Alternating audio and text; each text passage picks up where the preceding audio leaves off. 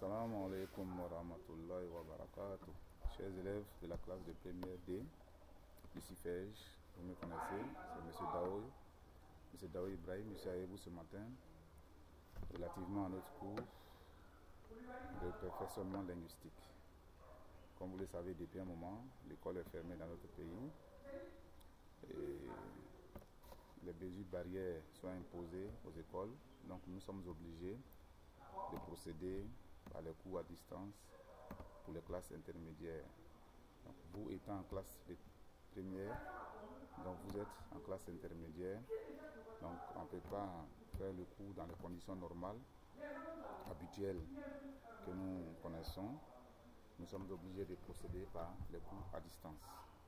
Donc ce matin, je suis là pour poursuivre le programme avec vous, le programme qu'on avait entamé depuis le début de l'année. En français, vous connaissez le contenu. Nous avons 3 compétences et à chaque compétence, on a des activités. Donc la compétence à laquelle aujourd'hui nous nous attaquons, c'est la compétence 3. Pardon, la compétence 2, le perfectionnement linguistique et le savoir-faire. Et à l'intérieur de cette compétence, nous avons 2 activités, le perfectionnement linguistique et le savoir-faire. Donc ce matin, nous avons l'activité savoir-faire. Nous sommes à la 4e ou la 5e séance aujourd'hui. À la 4e ou la 3e leçon, excusez-moi, qui porte sur l'implicite du discours, comme vous le voyez. Donc aujourd'hui, cette séance-là, cette leçon se fait en 2 séances. Donc la séance du jour va porter sur la définition, les caractéristiques du discours implicite, de l'implicite dans le discours. Et la prochaine séance, Inch'Allah, va porter sur les mécanismes ou les moyens mis en œuvre pour rendre le discours implicite. Donc comme vous le voyez, implicite c'est quoi? Ce qui est implicite, c'est ce qui n'est pas explicite. Explicite, c'est ce qui est clair, dit, ce qui est dit de façon compréhensible. Donc l'implicite du discours implique un discours qui n'est pas formellement exprimé, qui n'est pas clairement exprimé. Donc un discours qui contient des éléments qu'il faut interpréter selon le contexte dans lequel on se trouve ou selon la réalité dans laquelle on est. C'est ce que nous allons voir ce matin. Donc vous voyez, généralité, parmi tous les moyens dont un auteur dispose pour faire passer un message, il y a un qui, paradoxalement, consiste à ne pas exprimer ce que l'on veut dire, l'on veut faire comprendre au lecteur. C'est l'implicite. C'est de ça que j'ai parlé tout à l'heure. Ce qui n'est pas clairement exprimé. Donc nous allons voir l'implicite. Vous voyez la leçon, l'étude de la leçon, on dit l'implicite du discours présupposé et sous-entendu. Donc l'implicite ici se subdivise en 2 parts, le présupposé et le sous-entendu. On va faire la différence entre les deux tout à l'heure. Donc en définition, nous voyons l'implicite. L'implicite, on appelle implicite, c'est que l'auteur présuppose, sous-entend, insinue, ou c'est que l'auteur laisse au destinataire le soin de deviner. Voici l'implicite.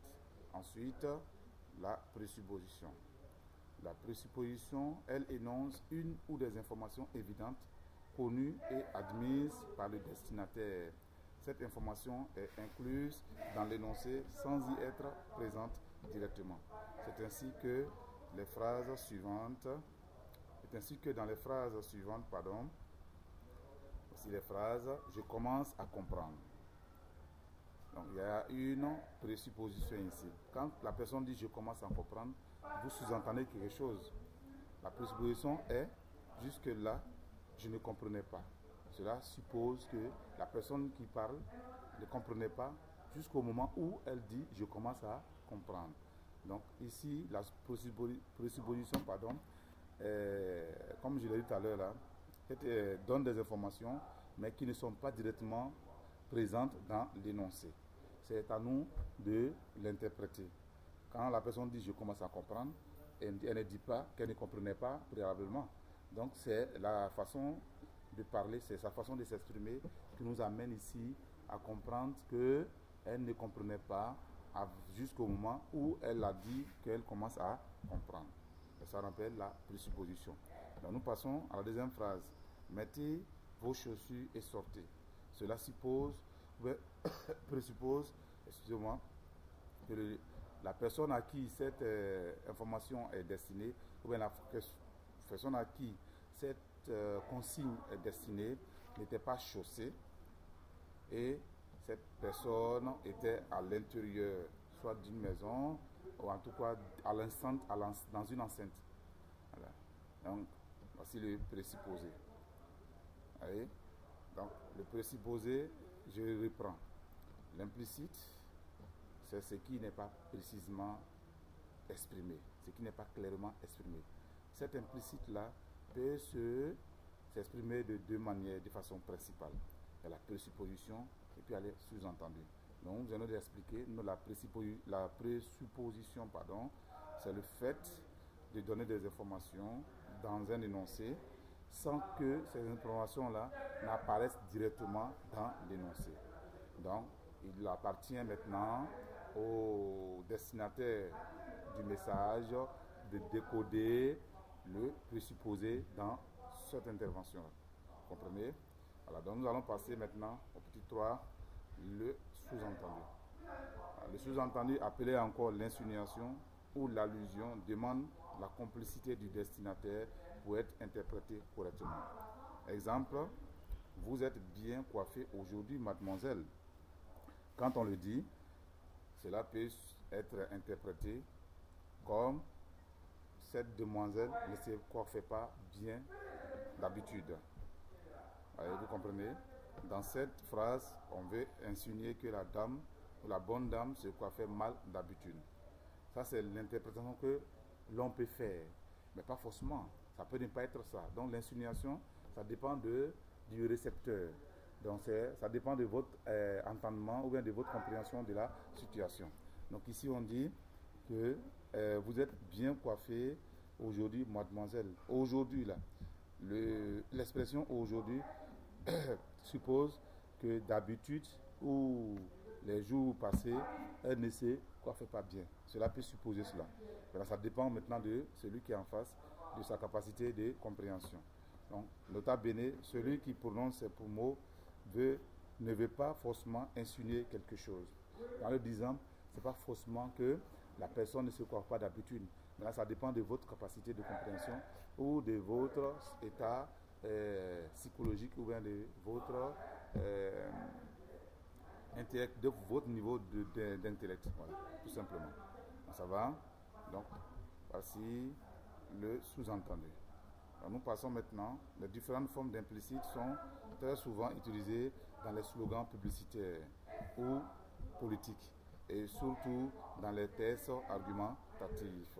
Un exemple, ici il y a des réparateurs honnêtes. Ici il y a des réparateurs honnêtes. Cela insinue quoi?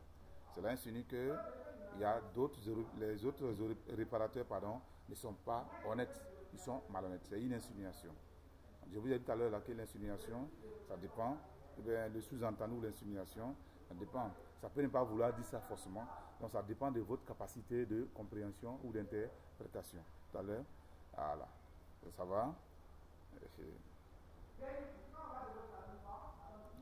Remarque, nous allons faire une petite remarque avant de clore cette première séance. Remarque, savoir déterminer l'implicite est également important pour comprendre les sujets d'examen et ne pas risquer les hors-sujets. Vous voyez, si on sait interpréter les insinuations et les présupposés, on peut facilement cerner un sujet de réflexion. Voilà, c'est ce que ça veut dire. Un exemple de sujet. Partagez-vous l'opinion suivante. Le désintérêt des jeunes pour la lecture peut s'expliquer par l'influence grandissante de la télévision. Donc, ouais, on vous demande est-ce que vous pouvez vous partager cette opinion-là. Donc nous allons analyser ensemble l'énoncé. L'énoncé amène à s'interroger sur l'influence de la télé. les autres causes de ce désintérêt. Donc, vous voyez, l'influence de la télé, l'influence négative, on devrait dire, de la télé sur les jeunes et les autres causes, c'est nous qui interprétons cela, puisqu'il n'a pas été demandé les autres causes. Donc ça insinue. Si on nous demande de partagez-vous l'opinion suivante. Donc c'est à nous maintenant de comprendre. On dit l'opinion suivante. Donc nous interprétons qu'on nous demande on nous demande l'influence ou bien les influences négatives de la télévision sur les jeunes, ou bien les influences de la télévision sur les jeunes, et au point de les détourner de la lecture. Est-ce la seule cause du désintérêt des jeunes pour la lecture? Donc ça n'a pas été dit dans le sujet, mais c'est notre capacité d'interprétation ou d'analyse du sujet qui nous amène à comprendre ça comme ça.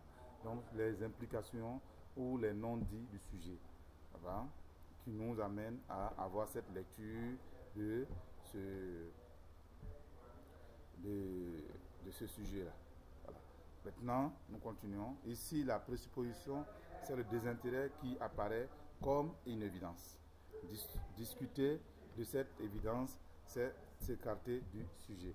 Donc, quand on parle d'autre chose que le désintérêt des jeunes pour la lecture, là, ça, on parle d'autre chose, ça qu'on n'a pas cerné le sujet.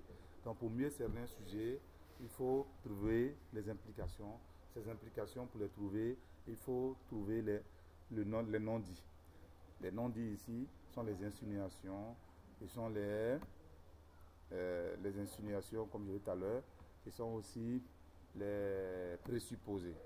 Voilà, comme on l'a déjà vu plus haut, les présupposés et l'insinuation s'interprètent dans un contexte. Voilà. Mais il faut être dans le contexte pour mieux cerner tous ces éléments-là, Inch'Allah. Donc nous allons conclure, avant de passer prochainement, Inch'Allah, aux méthodes employées ou bien aux techniques, aux procédés d'écriture employés pour exprimer ou bien pour, oui, dans les thèses, pour peut-être ne pas donner toutes les informations clairement. Donc pour exprimer l'implicite dans un texte littéraire ou tout autre. Voilà. Donc en conclusion, nous allons retenir que l'implicite est une forme de discours qu'il faut savoir faire ressortir et reconnaître dans les énoncés qui en contiennent. Cela y va de la bonne compréhension des textes auxquels l'élève est souvent confronté. Très bien. Donc, voici l'activité du jour. Donc, je vous dis assalamu alaikum wa rahmatullahi wa barakatuh. Inch'Allah, prochainement, nous allons poursuivre sur le même thème. Inch'Allah, nous allons voir les moyens mis en place, comme je l'ai dit tout à l'heure, là, pour pouvoir user de l'implicite dans un texte.